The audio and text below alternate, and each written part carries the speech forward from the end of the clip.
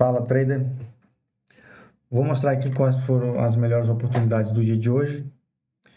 Primeiro, nós temos aqui essa área de valor da semana passada. Ontem o preço ele saiu rompendo ela para cima. Então nós tivemos esse movimento explosivo aqui para cima. E no final do dia nós tivemos o preço voltando todinho o movimento da subida pela parte da tarde. Então daí nós tínhamos aqui esse contexto todo aqui do pregão de ontem. Hoje, o que o preço faz? O preço ele já abre adentrando de volta nessa área de valor e ele vem fazendo aqui, ativando uma reversão dentro desse contexto. Com esse cenário aqui, o que nós tínhamos aqui mais provável que acontecesse? Era que o preço aqui ele pudesse pegar uma liquidez aqui, a demanda voltasse a se interessar de comprar de novo nessa região. Porém, nós tínhamos aqui esse cenário, eu até comentei no vídeo de ontem, que o mercado ele rompeu aqui para cima e ele não testou esse vácuo aqui, esse gap, e ele poderia voltar no futuro para fechar esse gap aqui. Porque não é normal o mercado deixar essas ineficiências aqui na movimentação do preço. Geralmente o mercado ele não deixa essas regiões vazias, ele volta para corrigir antes de continuar o movimento na direção que eles querem. Então, era natural esse movimento acontecer. Mas eu imaginava que o preço poderia bater aqui hoje e fazer uma correção e depois vir buscar essa região. Não foi o que aconteceu.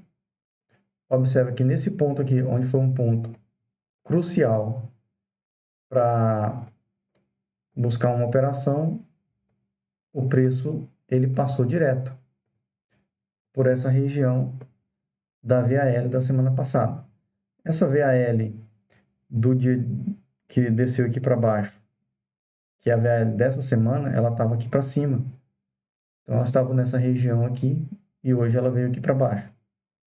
Então, eu quero te mostrar aqui, dentro do contexto diário, justamente esse ponto aqui foi o único ponto que nós tivemos uma operação mais clara no contexto operacional da área de valor. Quando nós olhamos as duas regiões no diário que o preço poderia ter aqui uma volta da demanda em aceitar pagar, conflui justamente com essa região do mensal. Então, aqui no mensal eu tenho a região do 132.470 e aqui no diário eu tenho do 132.515, que é muito próximo, e aqui no 815. Então, observe, fique atento aqui como o preço chega nessas regiões. Ó.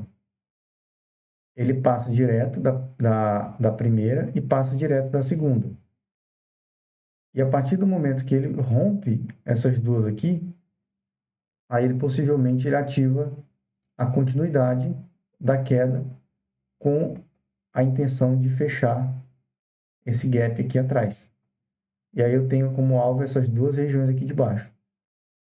E confluindo com o padrão de espelhamento aqui do preço, se eu pegar esse topo e confluir com esse fundo, que foi o fundo que foi rompido aqui, e ao preço descer reto para dentro da área de valor, ele dá continuidade nesse movimento, eu tenho confluência do primeiro alvo aqui, nessa segunda VAL do diário, o segundo alvo bem no ponto onde ele parou para reverter, e o terceiro alvo bem nessa região aqui dessa área de valor, já fechando o gap. Com todo esse contexto aqui montado, pelo fluxo de ordem, como que ficou então aqui a distribuição dos negócios? Observa que essa região aqui, eu estou analisando esse volume daqui, que perde essa VAL e esse outro volume aqui, que perde essa outra VAL. Então, basicamente, os 2 trades do dia foram aqui nesses pontos, se eu considerar o contexto da interação da área de valor, e as duas operações foram ativando o princípio de continuidade, tanto no semanal quanto no diário. E no fluxo de ordem ficou da seguinte forma. Lógico que aqui esperava-se compra, porque é um nível operacional de compra. Então, o primeiro ponto que eu vou esperar aqui para definir e confirmar uma compra é esperar o quê? A diminuição da oferta e a compra se apresentando. E é o que acontece aqui, ó. A oferta vem diminuindo e aqui eu já tenho um volume de compra já aumentando aqui. Depois o preço cai e eu tenho aqui, olha o tamanho desse volume. Até então, o maior volume do dia. E aqui, ó, depois que ele faz esse movimento para cima, quebrando a liquidez, ele ativa a compra. Aqui eu tenho esses embalos e o preço vem, testa e sobe. Então aqui, ó, deu stop por conta de que, assim, ele entrou compra, mas ele não conseguiu continuar. Ah, mas ele não já tinha rompido a VAL e já não estava só testando ela por baixo? Aqui sim. Aqui já tinha ativado o contexto da continuidade, porém ele ainda não tinha nem feito nenhuma progressão de POC para baixo, não tinha quebrado a liquidez dessa POC aqui ainda. Então, possivelmente poderia voltar a dar continuidade dentro desse contexto. A partir do momento que ele volta e quebra a liquidez, fazendo jogando essa POC para baixo com volume menor do que esse volume comprador aqui, já começa a ficar comprometido uma compra nessa região. Por quê? Entrou um volume comprador, porém não deu continuidade. Eu tenho mais uma outra região para baixo, que pode ser uma próxima região onde eu vou esperar aqui uma apresentação da compra. Só que quando o preço chega aqui, ele faz outro volumão, né? Ele vem, testa essa quebra de liquidez, ele testa, vem aqui, ó, e toca outra VAL, faz outro volumão, ele até tenta jogar POC para cima, mas depois ele quebra a liquidez de novo desse volume aqui.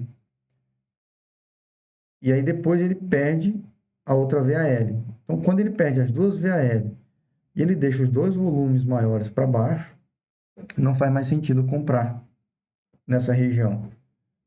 Por conta de que os dois maiores volumes de interesse nessa região, que era a região de compra, eles não conseguiram manter o preço acima desses volumes. Se eu pegar aqui e colocar uma marcação, observa que do primeiro volume para cima não tem mais interesse de compra. Então aqui, a partir do momento que acontece esse cenário, é ativar o botão de venda, porque já acionou aqui a continuidade do movimento. E aí, olhando para aquele contexto lá do diário, que eu tenho espelhamento, eu tenho aquele gap lá para baixo, que o preço poderia descer lá para testar, então poderia procurar vender para buscar descer com o preço naquela região. E aí, a partir desse ponto, quando o preço ele cai e ele volta fazendo pullback, observa que ele faz aqui, ó, nesse ponto aqui, ele faz um rompimento desses topos aqui, e ele tenta jogar a POC para cima, e logo depois que ele volta, ele confirma que realmente não tem interesse. Ele não chegou a tocar nem nesses embalos aqui de cima, porém ele fez a confirmação dessa quebra de liquidez aqui do passado, aqui de trás. E aí, quando ele aciona esse ponto aqui, ó, ele joga a POC abaixo, vem fazendo os embalos. Então, aonde que eu tenho as entradas? Nessa quebra de liquidez deu uma entrada, porém com um stop um pouco caro. Mas quando ele volta testando aqui, ó, o imbalance que ele deixou, no teste da quebra de liquidez aqui atrás, então foi a melhor entrada do dia, foi essa aqui. Um stop mais barato para descer com ele até lá a região, que é a região ali do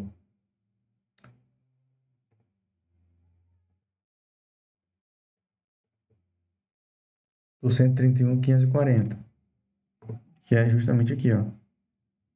Então ele faz as 3 ondinhas para baixo aqui E aí aqui ele estabelece a lateralização, ou seja, aqui ele para e lateraliza. Então, a partir desse momento aqui, só deu operações de intervalo nesse contexto aqui de lateralização após a tendência. Então, o mercado ele começa a mudar o ciclo. Então, a operação do dia mesmo foi essa operação de continuidade aqui, com entradas possíveis tanto no rompimento dessa segunda VAL, quanto nesse teste e nesse teste aqui. 3 possíveis entradas dentro do mesmo contexto. Ok? Então, basicamente, no pregão de hoje foram apenas essas. Só teve praticamente assim um ponto de entrada com 3 gatilhos ali, com 3 pontos de execução da ordem, mas o contexto foi apenas um. Então, basicamente, foi isso, galera, por hoje. E aquela questão, né? Sempre ficar atento aos níveis operacionais e observar como que o volume está sendo distribuído ali. Porque igual hoje, um ponto que era compra, deu até ali a demonstração de que a compra quis pagar ali, mas depois ela não se sustentou e perdeu o controle ali e o preço caiu mais ainda. Então é importante estar atento para esses pontos e perceber quando que realmente o desequilíbrio acontece nas regiões importantes. Uma região de continuidade da venda em cima de uma VAL acontece quando a compra e a demanda não aceitou negociar ali naquela região que era uma região chave para eles comprarem. Quando eles não conseguem sustentar o preço ali, significa que a oferta vai ofertar mais barato. Se a oferta oferta mais barato, não faz sentido a compra pagar mais caro. Então eles saem para buscar negociar em regiões mais interessantes. Então é isso, bons estudos. Qualquer dúvida, deixa um comentário aí que eu vou te respondendo, tá bom? Então, bons trades e sucesso.